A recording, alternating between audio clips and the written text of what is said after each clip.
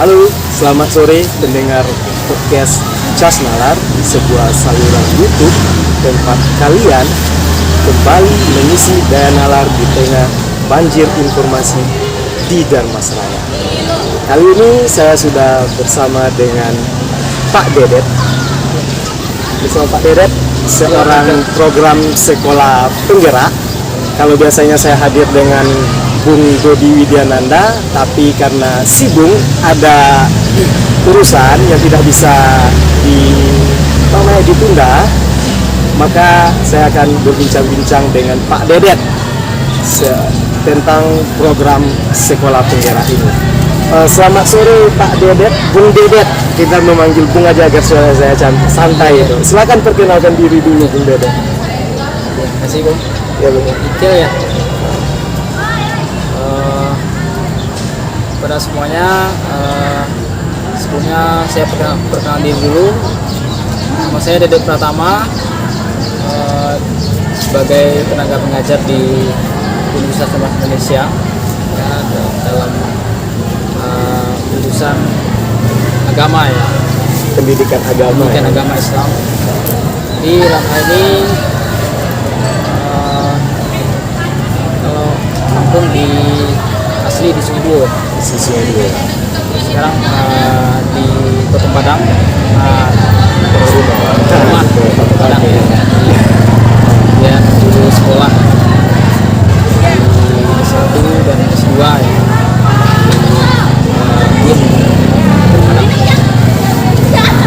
Kemudian juga alhamdulillah pada saat ini saya mengajar di Bundari itu dari 2018, sudah 3 tahun, sudah ya, 3 tahunan ya, alhamdulillah. Jadi saya juga mengikuti program-program pemerintahan pusat ya, yang menyebut Ristek ya.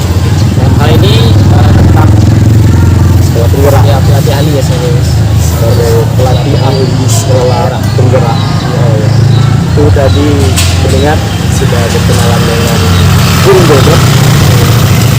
Sejak 2018 mengajar di pendidikan agama Islam di Bundari.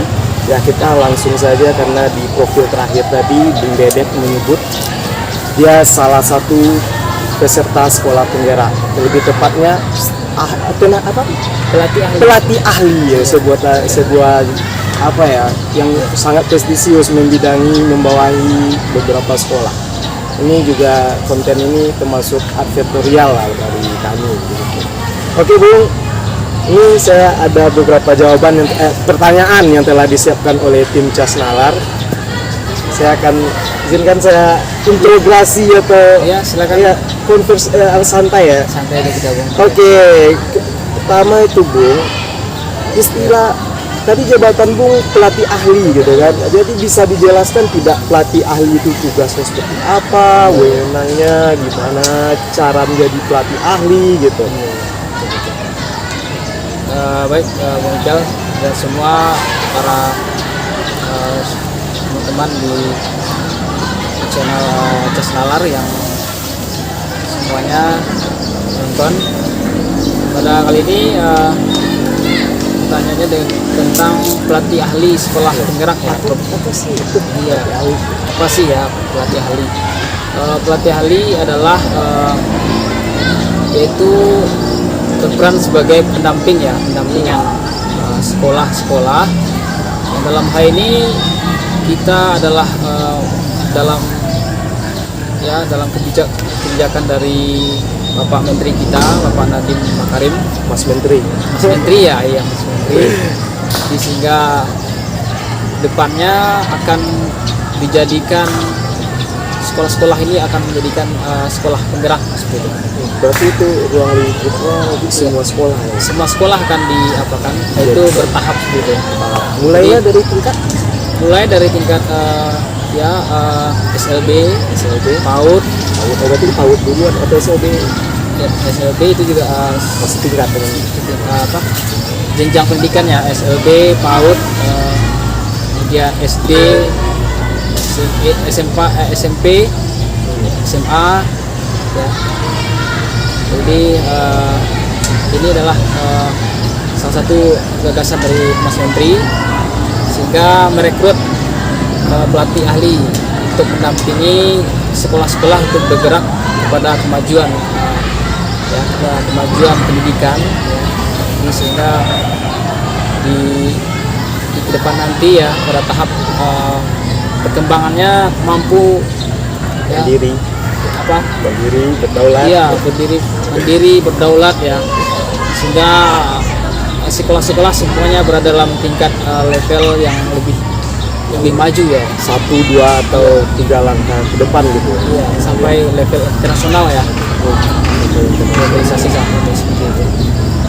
Jadi pelatih ahli dalam hal ini mendampingi 3 sekolah atau sampai 5 sekolah. 5 sekolah. Itu 5 sekolah itu sudah paling apa Bu? Paling maksimal ya. Nah, jadi dalam hal ini pelatih ahli ini berperannya untuk memfasilitasi, mendampingi ya, kemudian mendorong ekosistem dalam kepentingan stakeholder ya, untuk bergerak sama-sama, bergotong royong ya.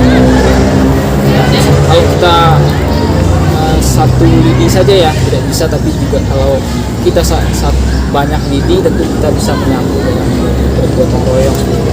Jadi sama-sama stakeholder, kepala sekolah, pengawas, kemudian pelatih ahli, guru ya, dalam hal ini memangku kepentingan seperti pemerintah daerah ya, bekerjasama dengan pemerintah pusat untuk bersama-sama seperti itu untuk memajukan pendidikan saat ini. Itulah gagasan dari Mas Menteri kita. Ya. Terus selanjutnya, oke Bung, tadi sudah cukup jelas ya, mungkin sudah bisa dicerna oleh pemirsa kita yang seperti itu. Kalau ada yang banyak ya, serta dari Cas Nalar di kampung itu yang sudah dijelaskan sebuah program untuk mencapai pendidikan yang lebih maju lagi ke depannya sekarang, mulai dari pendidikan PAUD, SD, SMP, SMA, dan SLB. Tapi ada 4 Ini selanjutnya ini ada lagi nih pertanyaan. Ini pertanyaannya sengaja dicatat ya Bung, karena ini dari tim Cas Nalar. Oke, dirumuskan bersama-sama. Jadi kami lebih transparan untuk penempatan itu.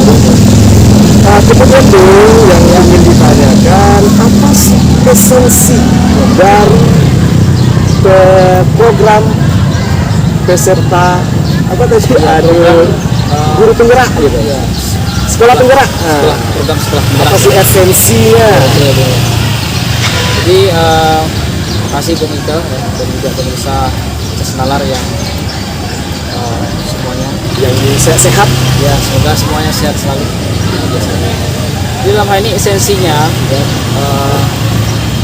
program sekolah penggerak ini akan berlanjut ya, itu pada tahap 3 tahun ya, 3 tahun, dan nanti akan untuk tahap pertama ini itu sudah mendaftar dan diseleksi oleh Kemendikbud ya, itu 2.500 sekolah se-Indonesia. Oh, berarti udah keseluruhan tingkat mulai dari PAUD ya semuanya.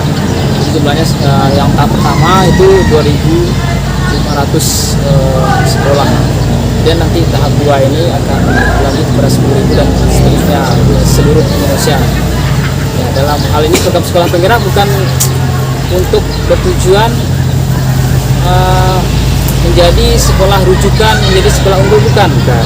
Tapi bagaimana semuanya bergerak, ya, semuanya berkualitas, ya, bagaimana pembelajarannya berkualitas, gurunya, SDM-nya sangat bagus, gitu ya. Kemudian juga kepala sekolahnya juga inovatif, ya kan. Berarti kepala sekolah di bawah pelatih dibimbing pelatih ahli. Iya, kepala sekolah itu di bawah atau dibimbing oleh pelatih ahli, didampingi oleh pelatih ahli. Jadi esensinya pelatih ahli sekolah penggerak adalah bagaimana kami ya di dalam hal ini ada yang tahap pertama ini ada beberapa orang yang lulus di Kabupaten Masraya ini. Ya, ada saya sendiri dari pertama, kemudian ada Pak Vidyasari MPD, ya, Pak Riyadi Saputra MPD dari ya, itu dari semua ya. Dari semua, kemudian satu dari Dinas Pendidikan Kabupaten Masraya, Yenap. esensinya yang ditanyakan oleh kawan-kawan Casnalar tadi itu sudah terjawab juga sebenarnya di yang pertanyaan nomor 1 tadi sebenarnya. Iya benar. Jadi esensinya bagaimana kita sama-sama bergotong royong memajukan sekolah ya, Ada di yang ada di sini sampai pada tahap level yang dicapai oleh yang ditetapkan oleh pemerintah seperti itu ya. mencapai target. Target ya, target. Oke Bung, Ya. selanjutnya ada juga pertanyaannya, selain akademisi, kata teman-teman ini yang bertanya, dan siapa saja yang bisa mendaftar sebagai calon pelatih atlet program sekolah pilihan ini. Terus ada lagi pertanyaan ikutan, apa syarat-syaratnya? Gimana bisa mendaftar? Masih ya muncul dan bisa ya pada perekrutannya ya itu dari akademisi, dosen ya. Kemudian yang kedua dari pengawas ya, pengawas sekolah, kemudian dari sekolah ya, sekolah itu ada akademisi, pengawas dan kepala sekolah. Direkrut ya dengan seleksi yang cukup ketat ya, dan pada tahap-tahap seleksinya ada banyak juga tahapnya. Ini syaratnya seperti itu, Bunikel semua bisa. Jadi baik itu dari akademisi, dosen maupun dari pengawas sekolah, kemudian juga dari kepala sekolah ya yang sudah bisa membimbing ya, yang sudah melakukan pendampingan sekolah selama 2 tahun ya, 2 tahun minimal.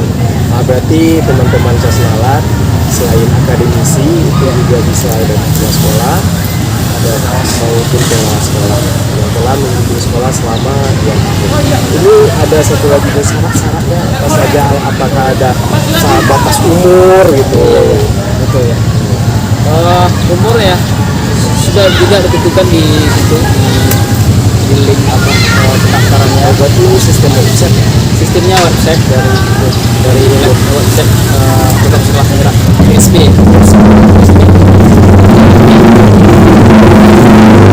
Juga harus syaratnya harus apa ya,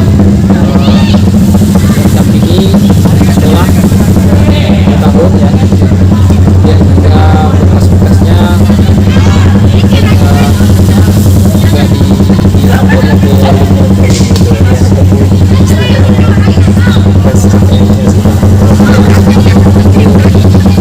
Oke, terima kasih Bung. Syarat-syaratnya tadi ya, bisa dilihat di situs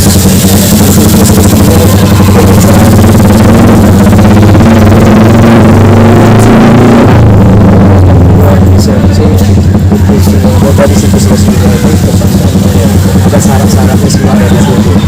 Kemudian Bung, ini banyak juga ya pertanyaan dari kawan-kawan Casnalar ini.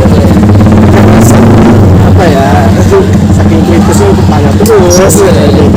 Pertanyaan keempat Bung, ini tadi kita udah ngomongin podcast, tahap seleksi itu dan Bung. Ini agak unik juga nih pertanyaannya. Di PSP kan tadi ada beberapa tahap seleksi yang sudah dijelaskan, dari berkas, esai, wawancara, bintek. Bisa diuraikan nggak satu-satu Bung? Ya, mulai dari berkas gitu, agar pendengar kita ini bisa lebih clear. Nanti kan di website itu kan cuma jalur-jalur umum gitu kan. Oke Bung, bisa dijelaskan Bung mulai dari pertama itu seleksi berkasnya gitu. Ya, Bungkel semua bisa kesalahan dan saya muliakan. Untuk sesi berkas itu pada ketentuan waktu ya kita di sana nanti upload berkasnya, kemudian nanti esai dan isi esainya dijawab ya. Ada tema khusus atau seperti esainya berbentuk tulisan atau apa tuh? Ada tema khususnya ya? Nanti temanya tentu tentang sekolah ya, sekolah, kurikulum, pembelajaran seperti itu. Nah, Jadi dalam hal ini kita atau bagi yang pengen ya menjadi pelatih ahli ya Bung ya, Wikel ya, mulai belajar menulis esai ya mungkin kita coba untuk menjabarkan di sini ya, mudah pemirsa semua bisa mendapatkan keterangan yang lebih lengkap, mendapatkan berbagi ilmu ya seperti itu ya. Jadi kita harus upload berkasnya, kemudian juga mengisi esai ya, kemudian nanti akan ada pengumuman setelah mengisi esai, ada pengumuman. Setelah itu nanti akan mengikuti wawancara dengan asesor yang telah ditetapkan oleh asesornya tim dari Kemdikbud untuk mewawancarai para calon pelatih ahli ini, Bung Ekel. Jadi nanti setelah wawancara nanti akan juga keluar hasilnya ya. Dan juga nanti setelah keluar hasil bahwasanya dinyatakan lulus ya, baru ikut BIMTEK gitu. Baru ikut BIMTEK. Di BIMTEK ini apa saja? Ya BIMTEK ini cukup lama kemarin ya, kami bersama kawan-kawan di Surabaya juga semuanya di Indonesia ya. Itu 19 hari ya, 19 hari. Jadi setiap harinya akan diikuti oleh pelatih ahli ya. Nanti setelah BIMTEK itu berakhir dan kemudian nanti ada ujiannya. Kalau pelatih ahli tidak bisa jawab ujian nanti ya itulah bisa digugurkan juga bisa berarti digugurkan. Tahap yang menentukan itu di BIMTEK itu ya, BIMTEK itu tahapnya itu berkas esai dan wawancara yang BIMTEK. Jadi teman-teman yang lulus wawancara jangan bangga dulu gitu kan, ada yang menentukan BIMTEK. Kalau tidak bisa mengisi soal di BIMTEK itu otomatis bisa digugur kan ya. Di bawah nilainya 80 ya tidak bisa. Oh jadi pasti beratnya 80. Terima kasih Bung. Ini kita lanjutkan ke pertanyaan kelima ya Bung. Silakan Bung. Ini seperti apa namanya? Ada jawab ini ya, nggak apa-apa ya Bung. Ini perlu belajar selawan itu. Iya. Oke, pertanyaan kelima. Proses apa ya? Sebelum terjun ke lapangan. Ini hal-hal fundamental apa saja yang harus dikuasai pelatih ahli? Nah ini hal-hal fundamental yang harus dikuasai pelatih ahli sebelum terjun ke lapangan. Kita minum dulu ya. Iya kita minum dulu. Suasananya sangat bagus ini.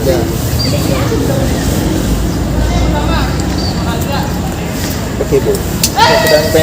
Kita lanjutkan ini hal-hal fundamental. Baik, dalam hal fundamental tentang apa tadi Bung? Yang fundamental yang harus dikuasai oleh pelatih ahli. Nah jadi yang pertama pemirsa semua kesenalar kita harus tentunya dari pendidikan ya, kita harus mengetahui dasar-dasar pendidikan ya, dulu dan pembelajaran ya, kemudian kita harus bisa berkomunikasi dengan baik ya, sebagai nanti pelatih ahli yang akan terjun ke lapangan, nanti akan ya memfasilitasi ya di berbagai sekolah ataupun acara lokakarya dan yang lainnya. Nanti kan ini perlu komunikasi yang baik ya, kemudian kolaborasi yang baik dengan kolaborasi ya, sinergitas ya dengan pemangku di sekolah-sekolah ya. Jadi ini sangat penting sekali bagi pelatih. Udah kita lanjutkan kembali ya Bung. Tadi kita sudah membahas tentang istilah pelatih ahli itu apa, secara sekilas esensinya apa, kemudian beberapa tahap seleksinya, ada siapa aja yang boleh pesertanya, di mana letak cara daftarnya tadi kita bahas, dan tadi sampai ke hal-hal fundamental ya. Sekarang ini pertanyaan terakhir atau yang kita bikin terakhir aja ya, kalau banyak bertanya teman-teman kelas nalar ini oke. Pertanyaan terakhirnya begini Bu, tips bagi para calon pelatih ahli agar lolos program sekolah penggerak ini, apa sih tipsnya agar lolos dari program sekolah penggerak?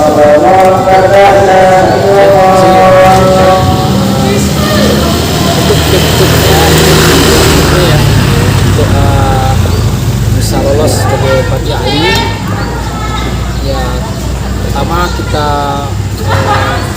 persiapkan diri kita dalam hal menguasai ya di dalam pendidikan ini, bagaimana kita menguasai keilmuan di bidang pendidikan. Jadi kita harus baca betul ya, karena pesan Rasulullah ya, Iqra bismi rabbikal ladzi khalaq ya, bacalah seperti itu. Jadi kita harus teman-teman harus membaca betul, menguasai betul ya ini apa yang akan diapakan, apa yang esensial sekali dalam pendidikan ini ya.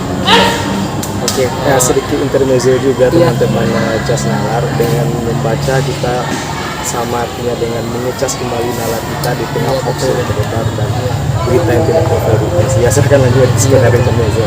Inilah yang seperti yang sampaikan tadi ya.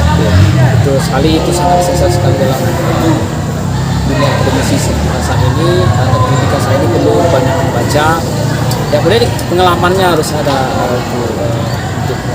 pengalaman dalam membimbing siswa ya, membimbing berkolaborasi dengan orang lain ya,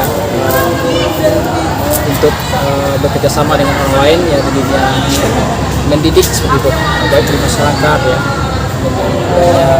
kita bergotong royong untuk sebuah kebaikan di masyarakat ya seperti itu, sehingga membawa masyarakat kepada proyek profil Pancasila yang harus ditanamkan dalam program sekolah penggerak ini. Yang pertama adalah berketuhanan dan beriman dan bertakwa dan berakhlak mulia. Yang kedua gotong royong. Yang ketiga mandiri. Yang keempat kreatif. Kemudian bernalar kritis dan berpikirkan global. Jadi di sanalah orientasi dari program sekolah penggerak ya. Bagaimana stakeholder ya, pemangku kepentingan lintas daerah, lintas pusat saling bergotong royong untuk bagaimana kita bisa menciptakan proyek profil Pancasila ini dalam kehidupan manusia. Jangan sampai ya, betul. Jangan sampai nanti ya bukan mendidik orang-orang pintar tapi tidak benar seperti itu. Tapi memiliki ilmu pengetahuan yang kuat ya, sehingga juga memiliki hati yang baik, hati yang soleh ya kan, yang baik, juga menjadi sebuah belajar yang progresif. Iya.